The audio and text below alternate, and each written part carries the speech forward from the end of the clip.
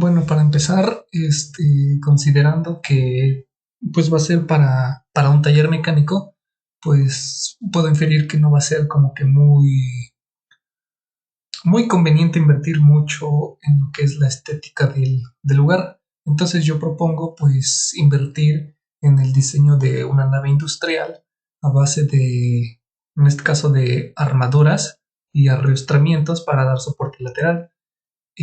Propongo este sistema para que pueda haber como movimiento adentro de la nave y pues las cargas pues, prácticamente van a ser soportadas por lo que son las armaduras. Estas ahora sí que bajan la carga de la cubierta, la transfieren a las armaduras tipo viga-trave, que va a conectar o bajar la carga hacia las columnas, que en este caso son IPRs. Y aquí muestro como un corte de lo que sería pues la nave industrial. Eh, Pregunta 2: ¿qué consideraciones deben tomar en cuenta? Pues lo que se debe tomar en cuenta en este caso serían como las características que tienen cada uno de los materiales, como su resistencia, elasticidad, fragilidad, ductilidad o dureza, y en base a ello ver si van a ser capaces de soportar las cargas y esfuerzos a los que estarán sometidos de acuerdo el sistema estructural que se haya empleado para el proyecto.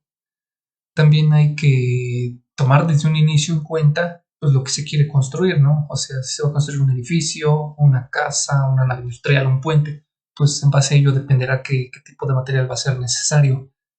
Otras consideraciones podrían ser el presupuesto que se tiene para la obra, el diseño también, y las condiciones pues del lugar, ya sea de clima, si es accesible llegar al lugar de trabajo, cómo transportar los materiales y pues las características del suelo.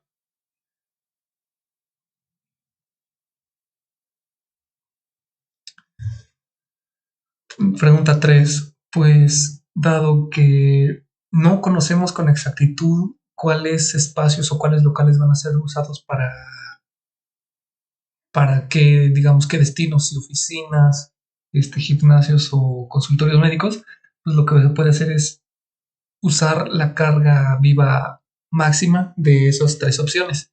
Y en este caso sería la de 350 kilogramos sobre centímetro cuadrado. Y entonces aplicar esa carga viva para todos los locales para que en un futuro pues no vaya a haber problemas estructurales y tampoco legales.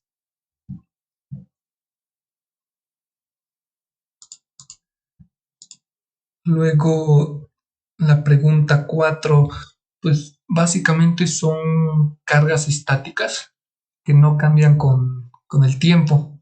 O sea, estas generalmente permanecen y son debido a cargas como gravitacionales, es decir, el peso de los elementos que generalmente forman la estructura, como las traves, las losas y columnas, las cuales pues siempre van a estar ahí. La pregunta 5: cargas accidentales, pues estos podrían ser como los sismos, la lluvia, la nieve, el granizo, y son como precipitaciones y el viento. Y pues estas son cargas que suelen aparecer en cualquier momento y que no son controlables, pero que tampoco están como que todo el tiempo, no son permanentes. Pero pues sí hay que tomarlas en cuenta para que no haya afectaciones en la estructura de la edificación. Luego la pregunta 6, pues bueno, una losa en una dirección podría ser un sistema de losa prefabricado de vigueta y bovedilla, en donde prácticamente las viguetas son las que van a transferir la carga de la bovedilla en este caso de la planta, lo van a transferir hacia las columnas, pero estas columnas solamente pues van a ser en una sola dirección porque estas a estas laterales no se les está transmitiendo carga, solamente a estas que están horizontal. Y ya estas pues bajan la carga hacia las columnas. Y mientras que las losas macizas, pues estas trabajan en dos direcciones, porque la carga, de acuerdo a su área tributaria, pues se van a distribuir hacia pues, prácticamente todas partes de la losa y se van a dirigir hacia las traves. Y bueno, al final esto va a causar como una deformación tipo antena parabólica, así como si hubiera habido una esfera aplastando un poco la losa, y en esta que trabaja en una dirección, esta se quedaría como un cilindro, como si le hubiéramos pasado un tipo rodillo a la losa. Bueno, pregunta 7. Los cuatro métodos para analizar el viento pues serían, primero sería el de métodos simplificados, que suelen usar tablas y pues se basan prácticamente en, no son tan sofisticadas, ahora sí que las fórmulas que se usan o los parámetros, como por ejemplo aquí se toma en cuenta la presión general y no toma mucho en cuenta si es de presión o succión. Y lo que se hace es que vamos a tomar en cuenta la presión que se ejerce en un área tributaria, pero la vamos a distribuir linealmente en lo que son pues en este caso los elementos como las barras y las vigas donde va a llegar la carga.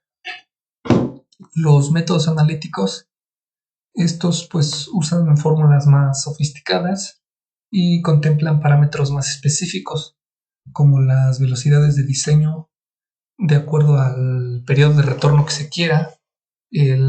También se toman en cuenta las zonas de presión y succión que existan en la obra o en la zona que se quiera analizar, y se toma en cuenta la presión a nivel del mar. Luego el tercero es el túnel de viento, que pues es un método costoso y se basa básicamente en lo que es una turbina, inyecta aire en una zona donde se ponen como las maquetas o los modelos del edificio que se quiere estudiar, y pues ya se analiza cuál es su comportamiento con, con movimientos de sensores, y pues suelen hacerse como para edificios muy altos donde el viento pues ya afecta bastante a las construcciones. Y finalmente son los métodos computacionales, que pues básicamente son como simulaciones virtuales en los cuales se requiere un alto poder en este caso de las computadoras, para que puedan hacer su análisis. Y pues en estas simulaciones se estudia lo que es la estructura, ahora sí que cómo va a reaccionar la estructura al ser sometida bajo ciertas condiciones en este caso de viento.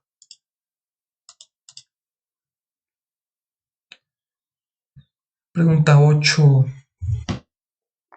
Pues en México no se usa el túnel de viento, pues primero porque no, ahora sí que alrededor del mundo no existen muchos laboratorios con túnel de viento, y emplearlos pues son costosos, y por lo mismo de que no hay muchos son de difícil acceso. Y por otra parte pues las condiciones del terreno que se tienen aquí en México no son muy favorables para construir edificaciones muy altas. Entonces pues no, digamos, no afecta mucho el viento porque no hay construcciones muy altas. Y pues los túneles de viento ya se han usado en construcciones como la del Burj Khalifa o de las Torres Gemelas. Pregunta 9. Pues las plantas más problemáticas en zonas sísmicas podrían ser unas de estas tres, como plantas en U, plantas en L o plantas que tengan curvas. ¿Por qué? Pues porque estas plantas suelen ocasionar problemas por su geometría que no es regular, o estas que son regulares, estas también son irregulares, pero se conforman de formas regulares. Entonces, este tipo de geometría